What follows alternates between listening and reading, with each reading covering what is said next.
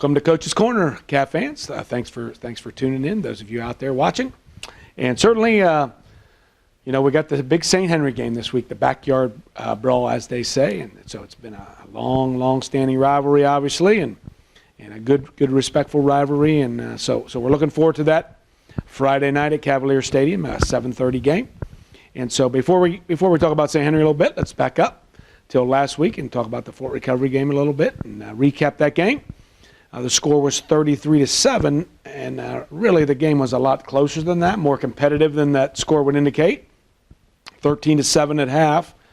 We made a couple big plays, and fortunately scored right before half. We had a long pass to Jacob Wenning, and then we followed it up with about a 5-yard pass to Jacob Wenning again for the score. But the story of the game in the second half was Fort Recovery turnovers.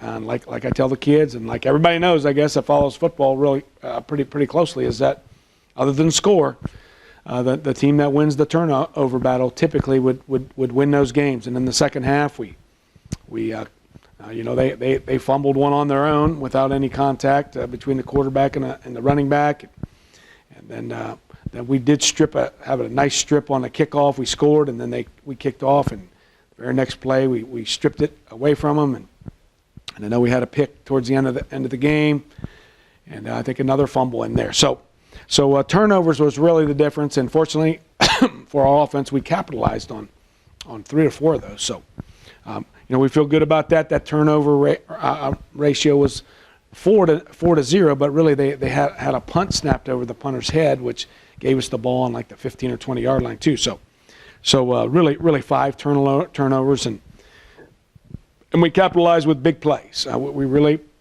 honestly, didn't run the ball really that well, even though we ended up with a 99-yard run on one of the last plays of the game. But we didn't feel great about the way we ran the ball. But that was a good, tough, physical, upfront defense that we played against. So we need to do better running the ball. Sam Broering, our quarterback, had a really good night, 14 for 19, I think, and made some really good long throws to Jacob Wenning. He had 3 scores and 2 on some fairly long passes, and 1 was a long pass and then a short one after that. And then Ben Wenning had an outstanding game. He had an interception. He had several tackles. He had 150 yards rushing, something like that, and caught 3 or 4 passes, caught a touchdown pass, and ran for 1. So that was the offensive story. Defensively, we played really well again. Even though Will Homan, who I think is probably the best back in the league, best running back with the ball, had 150, 60 yards rushing, but we made him work. And we made him work, and he's playing defense out there the whole time. And so typically when we can make a team work and make him go the length of the field and get a bunch of first downs, usually we can figure out a way to get him stopped. He did have 1 long touchdown run of about 40 yards. But other than that, we made him really work. Made him work. For example, the first drive, I think they got 2 or 3 first downs, but they got down about our 35, and we ended up stopping them on a 4th down. So the defense has played solid week after week after week against really good football teams. So we're really happy with that. So good win for us. Huge win. When you set your goals to compete for the league title and to make the playoffs, and you come into that game at 1-2, that's a playoff game, so to speak, as we say. And so we got the victory. Feel good about that. We're pretty healthy. We got everybody playing this week. Caleb Dippold will come back this week, who's been a huge part of our defense and offense, really. More so probably on defense. So Caleb comes back, and that's a good sign. And then Mitch Niekamp, hopefully we'll get him back maybe for the Minster game. He started running this week, but he's got a little ways to go yet after that broken ankle and surgery. So hopefully for Mitchell that will get him back Minster week. Looking on now to St. Henry. St. Henry comes in at 4-0, just like last year. I believe they're 4-0. They've really played well and beaten their opponents pretty easily, pretty handily. And so that's a concern. I guess for their sake, they played really well and probably feel really good and feel really rested. From our perspective, I guess we look at it as maybe they haven't been as tested. They haven't played a 4-quarter game yet, and we're coming in really battle tested and played some really tough games.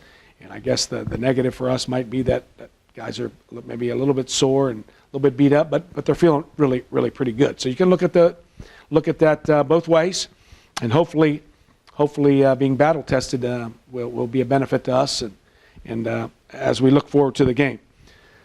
Looking at St. Henry offensively and defensively, really the same thing on both sides of the ball kind of jump out at you. They have a core of 4 or 5 guys that are 180 to 190 pounds that play both ways with their linebacker crew, and one of the linebackers plays wide out, the other one plays fullback. Their best receiver is one of those linebackers, so they have a good group of skill guys. Those back 7 on defense, and then those 5 or 6 offensive guys, and pretty much they're about the same guys, relatively speaking. They're the same guys, and so that's a concern, I guess, on the flip side of that, because it's going to be hot Friday. They're going to be out there a lot, but so are our guys. So that probably shouldn't be much of a factor unless somebody goes down and somebody has to come out several times.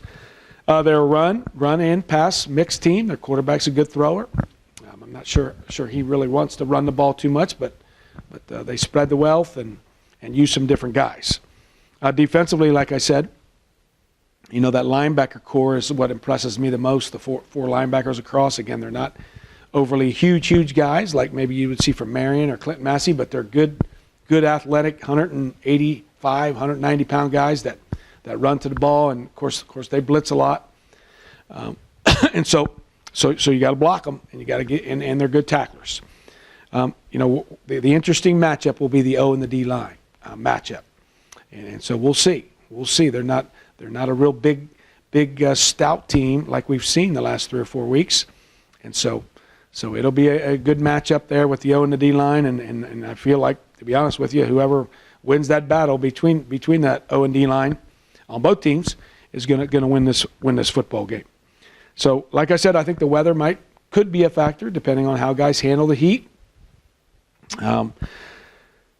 So as we look forward to this game, certainly it's St. Henry week. It's St. Henry week. It's a good, fun, competitive rivalry, and we're looking to stay on track and lots of computer points online, especially for us, I guess more so for them than them.